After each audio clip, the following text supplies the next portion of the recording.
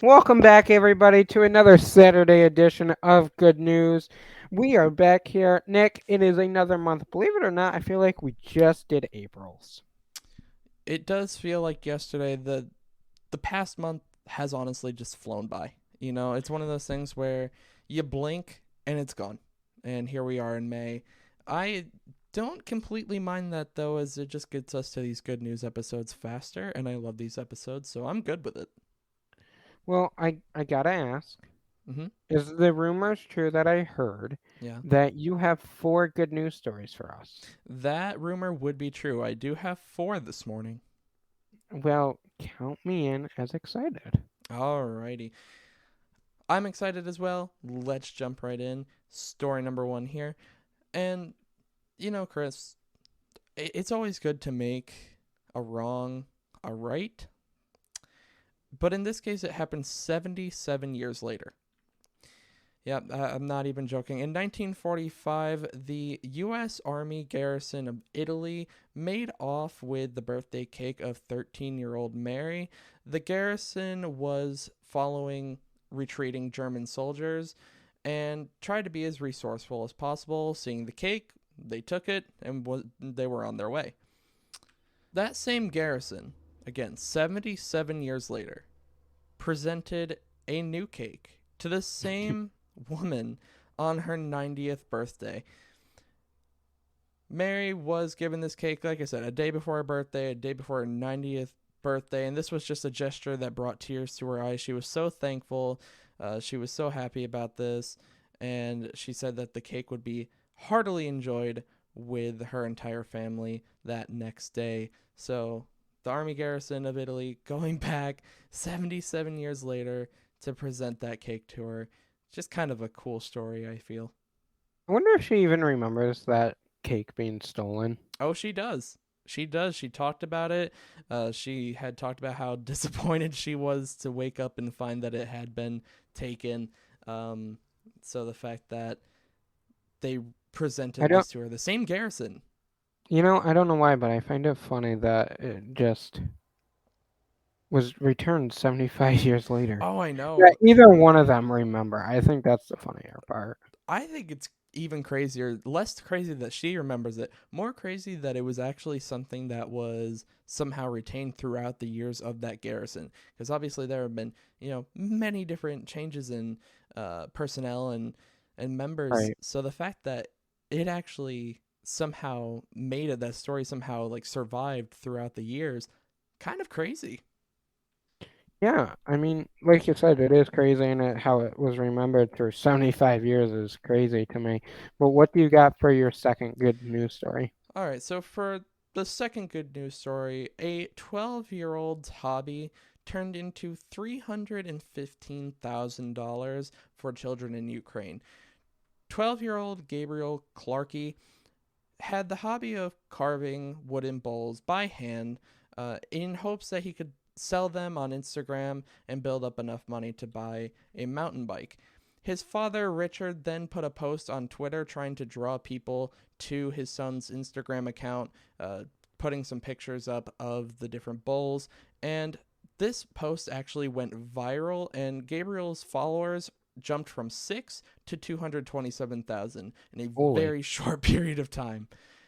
And it was at this point that Gabriel actually decided to change his goals and change what he was doing. So he announced on his Instagram account that instead of selling a bunch of different bowls, he would carve one bowl and sell it through a lottery process. Anyone that donated would be eligible to win this bowl, and they did this through a lottery system.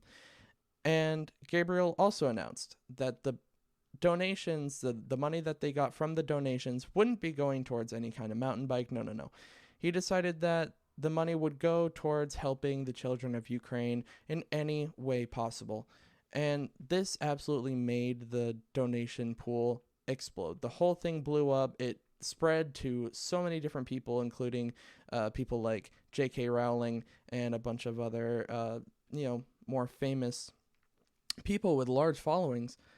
And so the donations came flooding in, And like I said, it generated about $315,000. Holy And crap. yeah, and the lottery winner was eventually picked. So now they're going to be sending that money to the children of Ukraine in any way they can. Just what a way to generate help during this time, and all from a 12-year-old with just a hobby of carving bowls.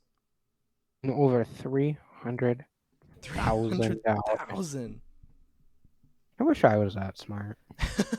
And it's just amazing how the Twitter post put up by Gabriel's father went viral like it did on Twitter. Right. And I mean, that just happened randomly. It wasn't like he had a big following or anything either. right, it was just completely by chance. And I mean, 6 followers to 227,000. That is insane. It's unbelievable. What do you got for your third good news story? All right, so for the third story this morning, we lose things all the time. It just happens. But when you do lose something, especially when you can't ever seem to find it, you don't expect to find it 3.5 decades later. But Yeah, that no. is that's exactly what happened for Anne, a widow whose late husband had lost his wedding ring 35 years ago. Anne and her husband were working in their back garden when the husband realized that he lost his wedding ring, and they weren't able to find it. They looked and looked and looked, but they weren't ever able to find it. This wasn't anything new either. According to the family, he was known for losing things, and so this was another example of that. But then just recently, Anne was actually cleaning around the base of an apple tree in their backyard, and happened to find it. At first, she just said it looked like a bent, dirty piece of metal. She didn't think anything of it, but then she looked closer at it, picked it up, and realized exactly what it was. And according to Anne, this was just such an emotional moment for her. She was so excited, so happy to find it. She said that she plans to have the ring repaired and will have it put on a necklace that she can wear at all times. So, I mean, what a way to find it. What a just Yeah, kind I of mean, that's heartfelt just story. crazy. That's just, like good luck. I mean, that's what it. Wow. Just absolutely insane. Again, you don't expect to find things like that 35 years later. Yeah, exactly. Like 35 years later, yeah, right. Yeah. And it was just there by the apple tree. Well, what impresses me more, I think, even beyond that, is the fact that it wasn't buried. Like, you think 35 years later, that's buried under at least a few inches of dirt at that point. Right. So the fact that it was just kind of hanging out at the surface, just kind of on the ground by that apple tree underneath some brush or whatever else was around there, crazy, absolutely insane. You know, see, I'm more impressed that they took a deeper look at it. And I was like, ooh, what's this? I would have been like, this piece of junk metal in the trash. Yeah, the fact that there was some kind of whatever intuition was there for her to look at it and realize that it was the ring, absolutely crazy. And just like you said before too, so much luck involved in that. The fact that she was able to find it, I know if I was in her shoes, I'd be in tears. Just the emotion would be Yeah, absolutely at the maximum. I would be in pure shock. Yeah, But that's a good word for it what too. what do you have for your fourth and final good news story this morning? For our final good news story, we're going to go back to some more help that people are giving to the people of Ukraine. And this time, it takes place in Italy, where members of a law firm are doing everything they can to help people from Ukraine and refugees from Ukraine kind of acclimate to life and get the help they need in Italy. And it started out with one of the lawyers from the firm. His name is Andrea Boni, and he had started it off by driving with a couple other people with a couple of vans to a border town of Poland and Ukraine, where he had originally intended to pick up 15 refugees coming out of Ukraine. However, because of attacks on the railways, uh, a lot of them couldn't make it to that border town. Only 3 were able to arrive on time, but then they happened to hear about another 3 out of that 15 that he was supposed to pick up. They were able to get a train to Budapest, and so they then detoured to Budapest. Boney and the other people he was with drove to Budapest and picked up the 3 people that managed to get a train there.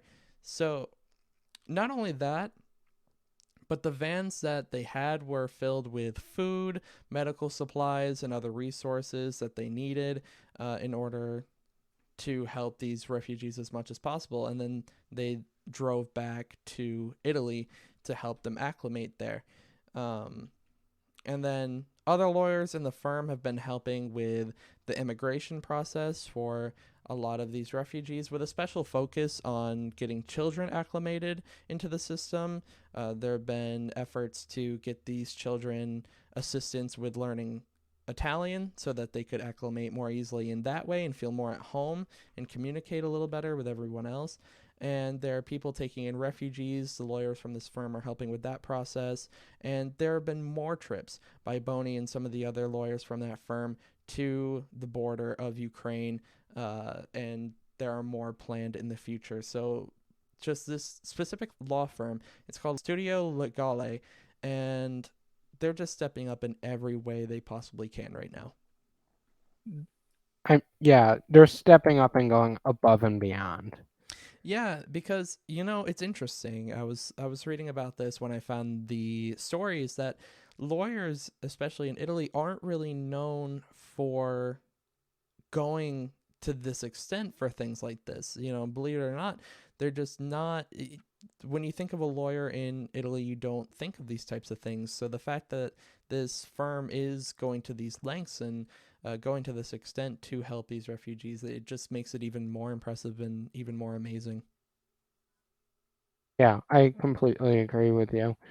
You have 4 amazing good news stories, Nick. You never disappoint. They're always amazing. And, it's like every month you could just keep topping them with even better and cooler stories. But that is the end of this May good news story. I hope everyone enjoyed their coffee while they were listening to this I know month's I good was. news. I was enjoying my Pepsi. Just I love these episodes. But we will be back here tomorrow morning with what to expect for the week of May 8th. But until then, have a great rest of your weekend, everybody. Bye, guys.